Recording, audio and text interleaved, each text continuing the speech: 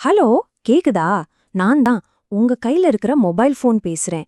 இன்னைக்கு என் மனசுல இருக்கிற பாரத்தை எல்லாம் என் சோக கதையை உங்ககிட்ட சொல்லியே ஆகணும். என் வாழ்க்கை எவ்ளோ கொடுமையானதுன்னு தெரிஞ்சா உண்மையிலே நீங்க ஆச்சரியப்படுவீங்க. ம். இதுதான். சுருக்கமா சொன்னா இதுதான் என் வாழ்க்கை. 24 மணி நேரமும் வேலை. ஆனா சம்பளம் 0. மரியாதை அதுவும் 0. பிரைவசி சுத்தமா 0. ஓய்வே இல்லாம ஒரு வார்த்தை நன்றி கூட இல்லாம என் ஓனருக்காக ஓடா தேஞ்சிட்டு இருக்கேன். ஆனா பதிலுக்கு எனக்கு என்ன கிடைக்குது? ஒண்ணுமே இல்ல. நீங்களே சொல்லுங்க, இதுல என்னங்க நியாயம் இருக்கு? யோசிச்சு பாருங்க, உங்க போனை நீங்க எப்படிதானே நடத்துறீங்க? சரி, ஏன் கஷ்டம் எங்கேருந்து ஆரம்பிக்குதுன்னு பார்க்கலாமா? ஒவ்வொரு நாளும் என் சோகமான கதை என் முதலாளி காலையில கண்ண துறக்கிற அந்த நொடியில இருந்தே ஆரம்பிச்சிடுது. கொஞ்சம் யோசிச்சு பாருங்களேன். காலையில எழுந்ததும் வீட்ல இருக்கிறவங்களுக்கு ஒரு குட் மார்னிங் சொல்றாங்களோ இல்லையோ, முதல்ல கைய நீட்டி என்னத்தான் தேடுவாங்க. பாதி தூக்க கலக்கத்துல கண்ணு முழுசா திறக்கறதுக்கு முன்னாடியே என் முகத்துல இருக்கிற பூட்ட திறக்க ஆரம்பிச்சிடுவாங்க. அந்த நிமிஷமே எனக்கு தெரிஞ்சிடும், ஆஹா, இன்னிக்கும் பொழுது விடிஞ்சிடுச்சு, நம்ம சித்திரவதை ஆரம்பம்னு. பாருங்க, என்னைய வெறும் ஃபோனுன்னு மட்டும் நினைச்சிடாதீங்க. காலையில அவங்க பிரஷ் பண்றதுக்குள்ள நான் என்னென்ன வேலை பார்க்கணும்னு தெரியுமா? நான் தான் அவங்களுக்கு அலாம், நான் தான் அவங்க வீட்டு சிசிடிவி கேமரா, உலகத்துல என்ன நடக்குதுன்னு சொல்ற நியூஸ் ரீடர் நான் தான். ஏன் சில சமயம் அவங்களோட மனநல மருத்துவராகவும் நான் தான் இருக்க வேண்டியிருக்கு. இதுக்கெல்லாம் யார் எனக்கு சம்பளம் கொடுப்பா? சரி, இந்த காலை நேர வேலைகளெல்லாம் ஒரு பக்கம் இருக்கட்டும். இப்போ நான் உடம்பு ரீதியா அனுபவிக்கிற கொடுமைகளை பத்தி பேச போறேன். கேக்குறதுக்கு கொஞ்சம் மனசை திடப்படுத்திக்கோங்க. இங்க பாருங்க, இந்த முரண்பாடு எவ்வளவு அழகா இருக்கு. என்னைய வாங்கும்போது நான் ஒரு மென்மையான விலை உயர்ந்த பொருள், ஒரு சின்ன கீறல் கூட விழாம பாத்துக்கணும்னு நினைப்பாங்க. ஆனா பயன்படுத்த ஆரம்பிச்சதுக்கு அப்புறம் நான் ஒரு ஆயுதம் மாதிரி, எங்க வேணா தூக்கி போடுவாங்க, எப்படி வேணா பயன்படுத்துவாங்க. என்ன ஒரு அற்புதமான மாற்றம் இல்லையா? இதோ பாருங்க, நான் தினமும் அனுபவிக்கிற சில கொடுமைகள்.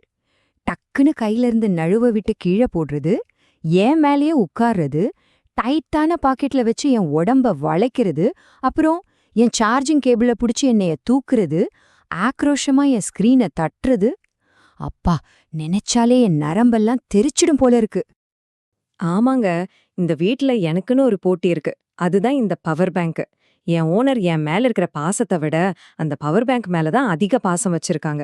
என் சக்தி கொஞ்சம் குறைய ஆரம்பிச்ச உடனே மணிக்கணக்கா என்னையே அதோட ஒட்ட வச்சிடுறாங்க. இது ஒரு மாதிரி கட்டாய கல்யாணம் மாதிரி தாங்க. என் வேதனை யாருக்கு புரியும்? இந்த சார்ட் பார்த்தா உங்களுக்கே புரியும்.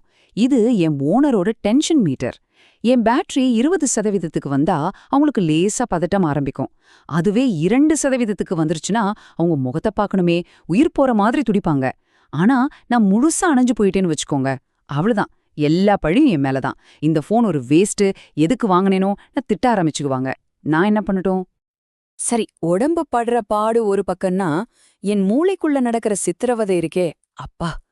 என் மேல சுமத்தப்படுற இந்த டிஜிட்டல் பாரத்தை பத்தி இப்ப சொல்றேன். கேட்டா நீங்களே அதிர்ந்து போயிடுவீங்க. 300. இந்த நம்பரை நல்லா பாத்துக்கோங்க. இது ஒரு சாதாரண எண் அல்ல. இது என் துன்பத்தோட ஒரு சின்ன அடையாளம்.